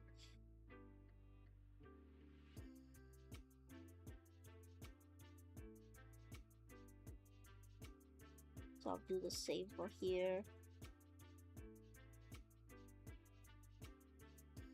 Oh, what we can do is a little bit darker. Sort of I forget what this is called, but there's always a bit of a line of separation between two shadows sometimes.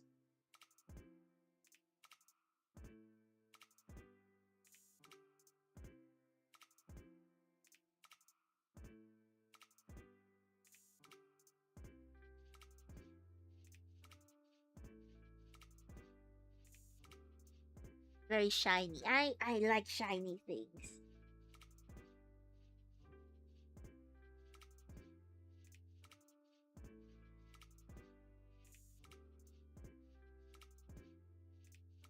His clothing is not going to have as much shine, so it's going to diffuse. It's just gonna diffuse the red a little bit, which is fine.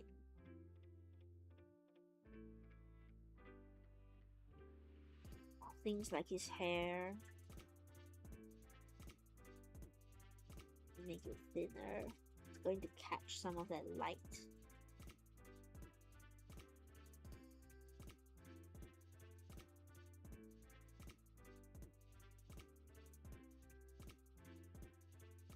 Oh, I like this intense red.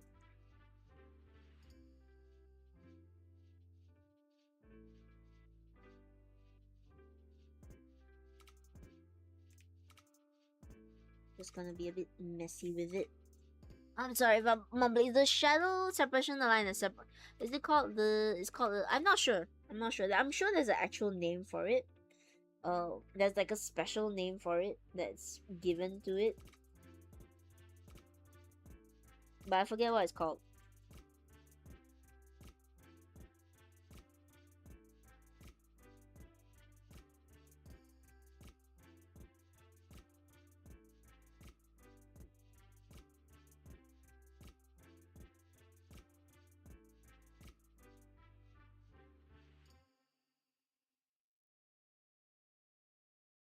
Let's do his horns at the top. Let's do also a line here.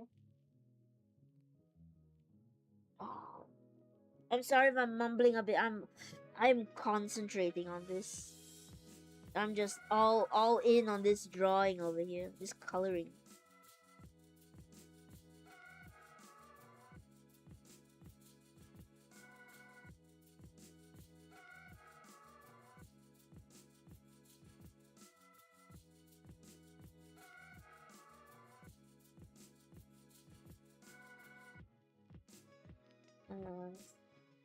Light wouldn't go that far back, unfortunately. Maybe just around here.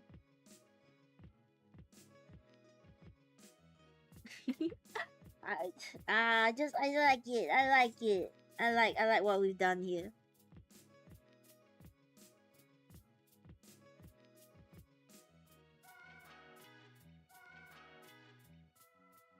Like all these intense reds, they're really good.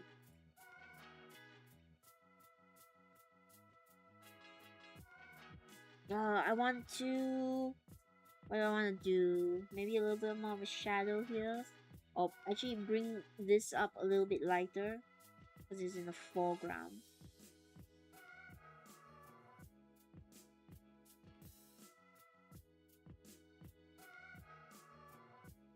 Yeah. Add a bit more just light to the part of his face that is in intense shadow.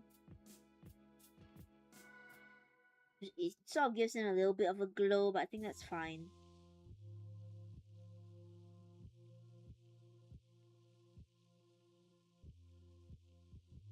And then I'll add a much darker shadow over here.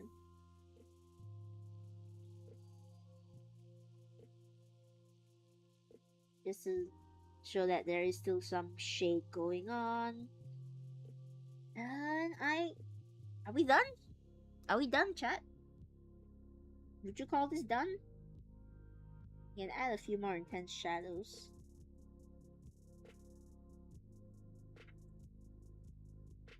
You know, make the dark areas really dark because of all this bright light that's coming around.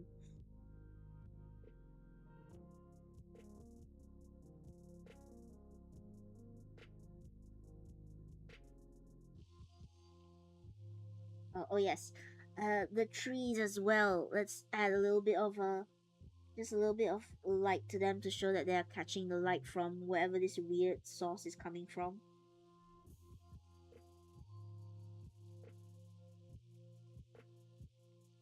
I've not studied enough flashlights to say how the light will really go, but I think it looks decent.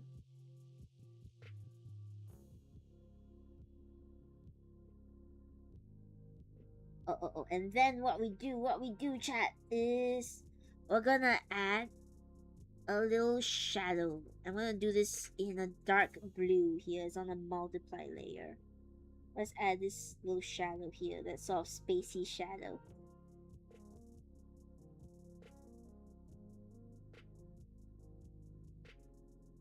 It's behind spacey. Oops.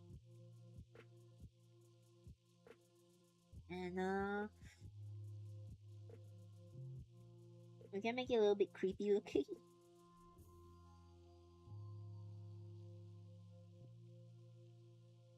His horns and all that casting weird shapes on the ground. Okay, and then we'll just lighten it so it's barely noticeable.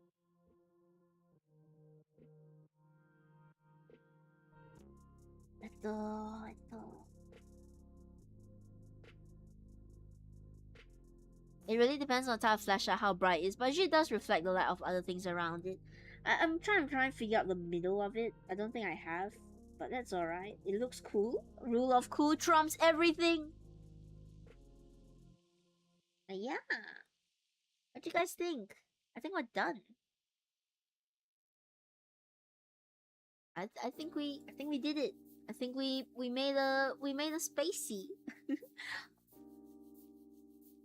I'll sign it because I always sign all my works. Ooh. That's Danny's signature over there. But yeah, I'm kind of proud of this one. It's not my most detailed line work, but I like how all the colors came out. And oh, one more thing we can do just before we end off is to add that little line of separation again. Between maybe the cheek area. Just very subtly. So you can see how the shadow sort of separates from the rest. I'm not sure what it's called. It's often a bit of a lighter color where the shadow seems to separate from the rest of between the light and the dark. If anyone finds out, please let me know.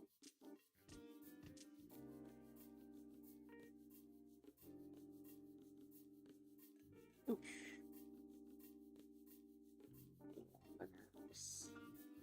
Make the year. Okay, we're done. This is it without all the red light. Alright, still get a bit of redness here because I haven't turned off all the layers. And then once we turn on all the layers, here he is at night. That's Spacey, that's my mod. I'm gonna save it before I lose it. Some reason it's appearing in the center of the screen. Save it. Okay. That's my mod Spacey. It's only been 2 hours? Oh man. I feel like we could go on even longer, but I do need to eat dinner. I've learned my lesson. My dinner is waiting outside for me. And I'm not gonna I'm not gonna faint on you guys out here. So, I think let's call it for today. I'm so glad to finish a drawing on stream, finally. And I'll see you guys around. I will still be streaming this entire week, but I hope to see you around on the 16th, because that's an extra special stream. It's our little anniversary. Let's look for somebody to raid though. Yeah, thank you, Cece. I will eat. I promise I won't faint on you guys. Okay, who should we raid? Ooh. I already feel my tummy being a bit protesty, telling us, hey, you gotta eat. Let's see. Maybe we should raid somebody new today. Someone's rigging. Someone's trying to get back into drawing. What the?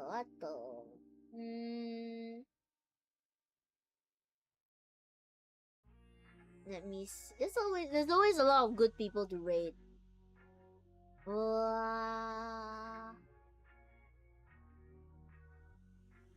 Let's rate this person called Jamming Slime. They're just art doodling. Yes. What's our rate message? Ito. I don't know. Plushies for all. That's always our plushies for all. That's our rate message. That's the default. Plushies for all. Please make sure to stay in the stream. Please spend a bit of time with them as well, just like you have spent time with Tene. And thank you so much for spending time with me after a long week away. I've missed you all. But yeah, please go take care of them as well. And I'll see you all super soon. And goodbye. Take care of yourselves. Bye bye everybody. Bye bye. Oh, I haven't clicked it. Bye.